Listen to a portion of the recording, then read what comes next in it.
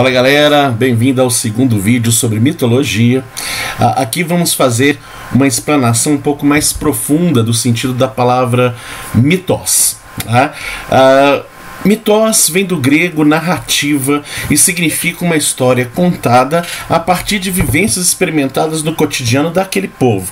Vamos lembrar que essas vivências elas são emocionais e a partilha dessas vivências emocionais fazem com que aquele povo crie um novo modelo de racionalidade chamado de racionalidade subjetiva. Essa racionalidade subjetiva ela é fruto da imaginação de todas aquelas pessoas da época. Lembra, o mito ele tem duas grandes características. Ele é atemporal, ele é imemorial. Ele é atemporal porque ele é construído ao longo de tempo. As grandes narrativas mitológicas levam décadas e até séculos para serem construídas, tá? E ele é imemorial porque ele também não tem apenas um autor.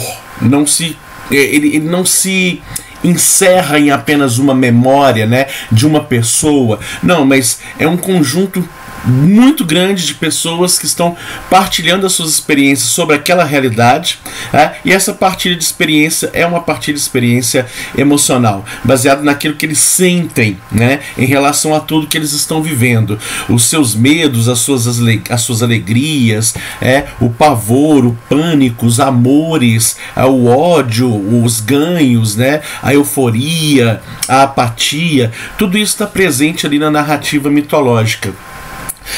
E quando você constrói essa narrativa para falar dessas grandes vivências que esse povo da época tinha, você vai ver um caráter fabular extremamente interessante na narrativa. Cuidado, ele tem um caráter fabular, mas o mito não é uma fábula, né? O mitos é um gênero próprio de construção literária e que tem todo um conjunto de características extremamente peculiar a ele. Vamos tentar avançar aqui um pouco para a gente entender isso melhor.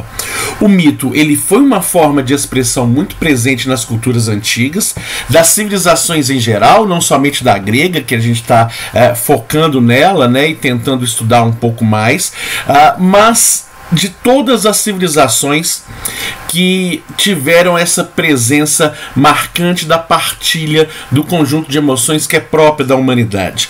Por isso nós precisamos olhar para o mitos, olhar para o mito, olhar para essa narrativa com um pouco mais de profundidade, com um pouco mais de cuidado, porque o significado que tem ali naquelas narrativas é mais profundo.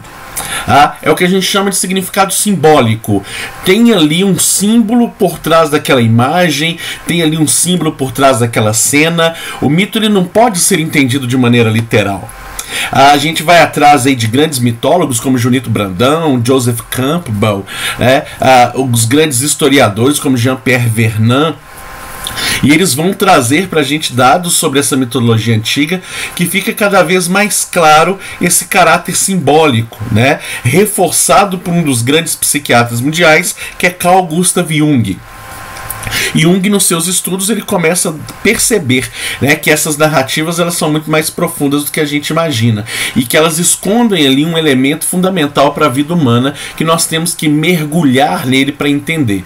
Então, o mito é uma narrativa que partilha experiências emocionais de um conjunto de pessoas ao longo de um tempo.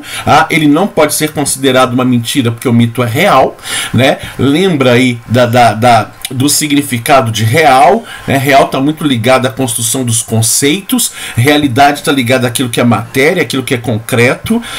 Então o real ele é essa produção conceitual, é essa produção subjetiva de realidade que foi feita naquela época. Então o mito não é uma mentira, o mito é um conjunto real de vivências daquele povo. Por isso a gente pode dizer que é uma forma de explicação que eles tinham da realidade na época. Não é uma invenção, muito menos uma mentira. É um modelo de conhecimento que eles produzem a partir daquilo que eles estão sentindo, né, e se emocionando. Então é uma espécie de ciência daquele povo. E o mito é uma estrutura racional, muito bem construída através dessa partilha ao longo do tempo. Tá bom? Sendo assim, agora a gente começa a mergulhar um pouco mais. O que o Campbell, o que o Joseph Campbell não havia percebido, que nós já podemos perceber hoje através dos estudos das áreas, né, científicas que foram desenvolvendo? Os estudiosos da psicologia, da neurociência, já conseguem encontrar evidências ali que a nossa mente é formulada por esses arquétipos imagéticos milenares que já estavam presentes no mito e que recheiam essa narrativa daquela época. Aquelas imagens, todas aquelas cenas representam em nós grandes símbolos emocionais daquilo que cada um tem dentro de cada um, dentro dessa subjetividade. Hoje nós sabemos que essa narrativa ela é muito mais do que simplesmente uma forma de narrar o que acontece na realidade deles, mas também é uma forma de falar sobre o que eles estavam vivendo enquanto conjunto de emoções. Ela está atrelada a vários aspectos humanos, da psique humana, que tem a ver com a nossa formação pessoal e amadurecimento psicológico. Então os gregos, eles foram os responsáveis, né, por formular esse modelo de narrativa que se torna possível a verificação de características emocionais presentes na nossa psique. É como se nós projetássemos nessas narrativas tudo aquilo que existe internamente dentro de nós. Então, essa mitologia, ela não é uma mentira, essa mitologia, ela não é uma invenção, essa narrativa mitológica, como vai deixar muito claro o Jung, é uma projeção das nossas próprias emoções do mundo.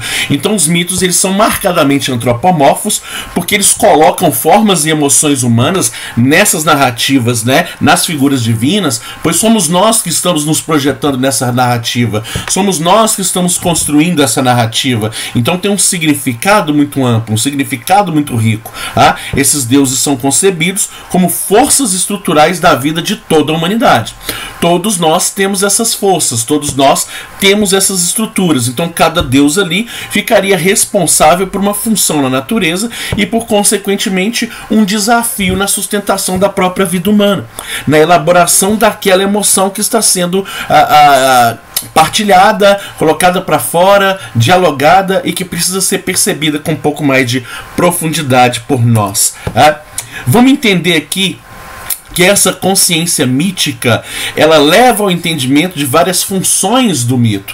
O mito, ele vira base, né, da educação, ele vira base da política, ele vira base da religião, ele vira base da sociedade grega. O mito é uma base gigantesca que constrói e sustenta todas as relações daquela sociedade.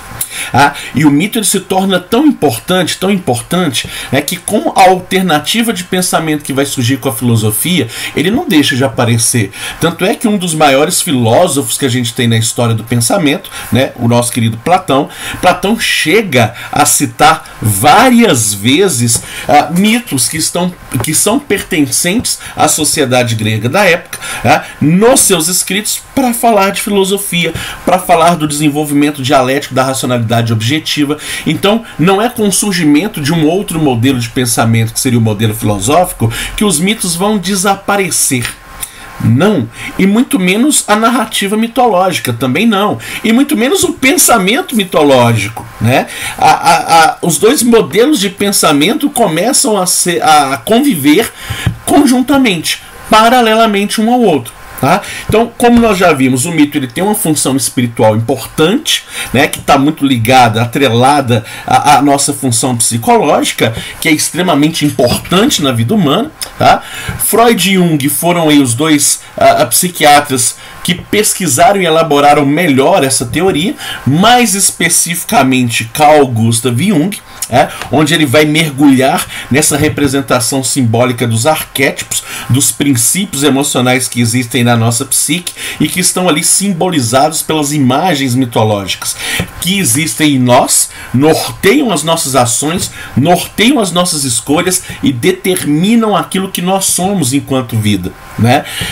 Já para Freud, ele entendia que esses mitos tinham uma função de organização no modelo psíquico que influenciava diretamente a nossa relação com a família, e que mais tarde na vida adulta serviriam como uma espécie de norte na nossa vida social. Lévi-Strauss, ele entende que o mito possui essa função psicológica, ele entende que o mito possui essa função institucional, mas ele também amplia isso para uma função muito coletiva, uma organização social, onde o mito vai aparecer ali dentro de uma organização da vida em sociedade como um todo. Essa grande hierarquia social aparece enquanto obediência civil, uma função extremamente importante da moral, do conjunto de regras. Aparece também como a capacidade de criar um temor, né, e controlar as ações das ações humanas, né, via conjunto de regras estipulado por eles. Um mito, ele tem também a capacidade de gerar medo, né? E é uma explicação dos grandes mistérios da vida, onde se localizaria a função religiosa da própria mitologia, né? Os mitos, então, eles servem como base para a educação, formulam regras, formulam essas normas para a nossa convivência, fabricam leis sociais, formulam a visão de mundo daquela sociedade, olham para a realidade através do olhar do mito, ensinam a questionar a realidade física, porque esse é o questionamento mitológico, né? Quando vem a cosmogonia, a antropogonia, a teogonia. As gonias são histórias de origem que irão falar sobre o início da vida dentro desse cotidiano maior, né? Que é um cotidiano da própria população da época e que explicava isso através de histórias. Histórias de caráter mágico, fabular, muitas vezes se apegando a elementos sobrenaturais, mas que nós já vimos também, há alguns segundos atrás, que tem uma característica simbólica por trás. Então, mesmo que seja uma função puramente de questionamento da realidade física, esses mitos vão nos impulsionar a um amadurecimento pessoal, social, institucional, para que esses questionamentos também surjam no âmbito político, no âmbito moral, né? E apareça mais futuramente o que a gente vai estudar, que é a ética. Então eles formaram, juntamente com um conjunto de crenças e ritos, o que nós chamamos de religião pagã. Cuidado, né? O mito por si só, ele não é uma religião.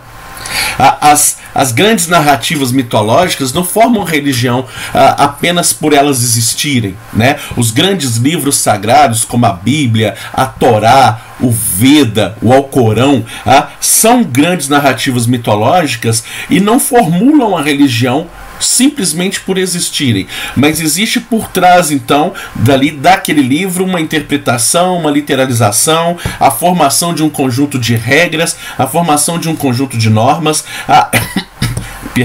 a construção de uma moralidade, que essa construção dessa moralidade é que vai ser o conjunto religioso, de fato, através, né, da leitura mítica, atravessando ali a leitura mítica, porque na leitura mítica, especificamente falando, nós não temos, né, de maneira nenhuma, um caráter que seja especificamente apenas religioso.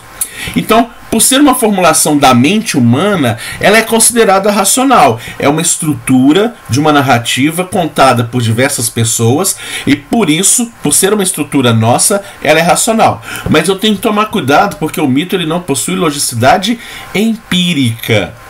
Ele não tem concretude, ele não se manifesta de maneira material para os nossos sentidos. Isso não acontece. Mas, mesmo assim, eu não posso dizer que o mito é uma invenção, mas sim uma inspiração da imaginação humana, que através daquilo que a gente vivencia, daquilo que a gente partilha, nós podemos falar mais sobre essas características mitológicas, que são histórias elaboradas, todas elas baseadas nas emoções humanas, nesses sentimentos, reações subjetivas diante da realidade, e que podem ser consideradas, então, uma narrativa racional subjetiva, mas que não possui empiricidade, mas sim uma lógica simbólica. E essa lógica simbólica ela é muito rica e traz pra gente um conjunto de significados extremamente importantes. Espero que tenha sido claro. Até o próximo vídeo. Beijos. Deixe aqui o seu like, ative o sininho de notificações e se inscreva no canal para acompanhar todas as publicações. Muito obrigado.